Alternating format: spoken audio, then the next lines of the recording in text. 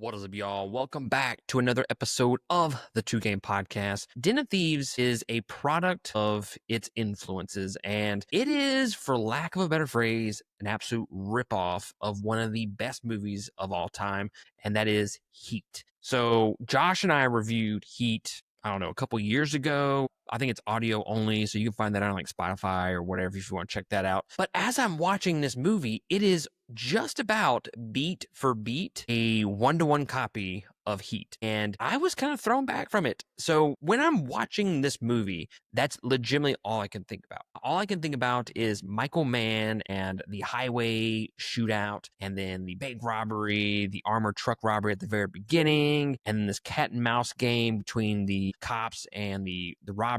And it is just, to me, I love Heat so much. One of my favorite movies of all time. So when I'm watching this movie, that's legitimately all I can see. And you run into the risk of, when you do one-to-one copies of previous movies, especially huge movies that people absolutely love, you run the risk of being kind of a caricature of that movie. It ends up being a ripoff, and 99% of the time, 9 times out of 10, it ends up being a shitty ass movie. You can find these movies in your bargain bins at Walmart or at your secondhand stores like Second and Charles and whatnot. This one's different because I think this is actually a fairly well-made movie. From beginning to end, it is entertaining. I never once thought to myself, I wish this movie would end. I was never bored by it, even though it is a one-to-one copy of Heat. There's an armored truck heist. There's a shootout on a highway. It has a lot of the same beats as Heat. So it is taking a lot from that movie and then putting it here with some different characters, some different circumstances. But despite all that, I really enjoyed this movie. I really did. There are some moments in here. It's not a perfect movie by any means. If you had the choice of watching this movie or watching Heat for the first time, go watch Heat. But I'll stop dick riding the movie Heat for just a few minutes just to talk about Den of Thieves. One of the biggest issues with this movie is the fact that it is 2.5 hours long. And I feel like they could have trimmed off probably about 20 minutes of it. There's several scenes here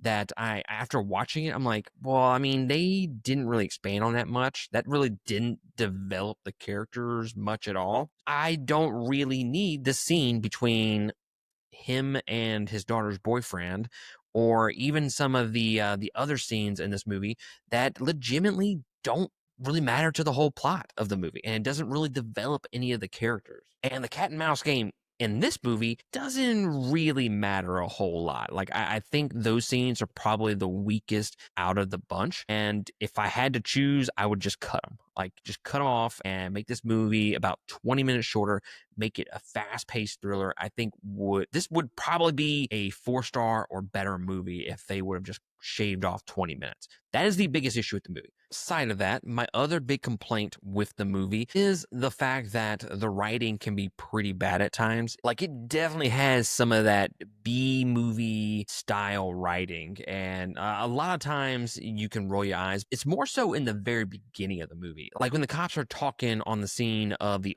armored truck heist, it feels to me kind of like a CSI Miami type of writing there. And I'm just kind of rolling my eyes the entire time. And then at times there's some overacting. And by overacting, I mean Gerard Butler. Guys, look, you know what you're going to get with Gerard Butler, okay? You're going to usually get a fast-paced action movie, and he's usually going to lean into that big muscly guy persona that he always has. And this is really no different. You kind of know what you're going to get here. He's playing that loose cannon type of character. He's a little over the top, doesn't give a fuck about the rules. That is his style of character in here. And a lot of the times that's kind of the character that he ends up playing in a lot of his movies. But I do think that he kind of goes a little too over the top at times for this style of movie. He's kind of a shitty character. It's hard to root for him in this movie because he ends up cheating on his wife and getting a divorce within the first 30 minutes of the movie. And they try to kind of even that out with some of the moments with his kids, but those kind of all fell flat for me. Again,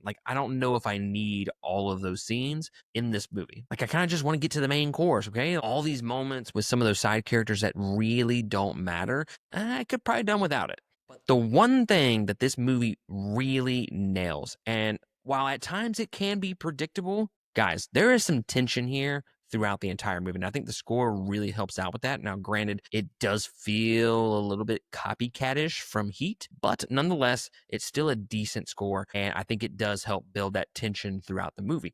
But again, the tension and the action sequences are really, really good. It feels like a Michael Mann movie. And I don't think that's really a negative. I think that really, like, I understand, like, you'll want to create your own thing, be original, but at the end of the day, like, Michael Mann can shoot the fuck out of an action sequence. And I am not mad at any of these scenes looking like Heat, because Heat has some of the best action sequences in all of history. So there's a traffic jam shootout, lots of tension, great action shots, and the editing is good, not only in this scene, but throughout the entire movie, which I really appreciate, because if Michael Bay directed this, guys, let me tell you, we wouldn't know what the fuck was going on. It'd be so over edited, it would be absolutely crazy.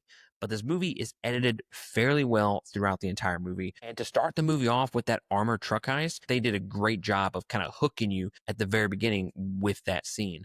But yeah, guys, I really enjoyed this movie, and I would recommend you go check it out. It's on Netflix as of right now, along with Den of Thieves 2, which is going to be my watch for next week. So be on the lookout for that. Yeah, I love a really good heist movie. Really do. Like, if it's done well, heist movies are some of my favorite genres for sure. And this one does a pretty damn good job, even though it's kind of a copycat of a much, much better movie, and a movie that I would recommend you go see rather than this one.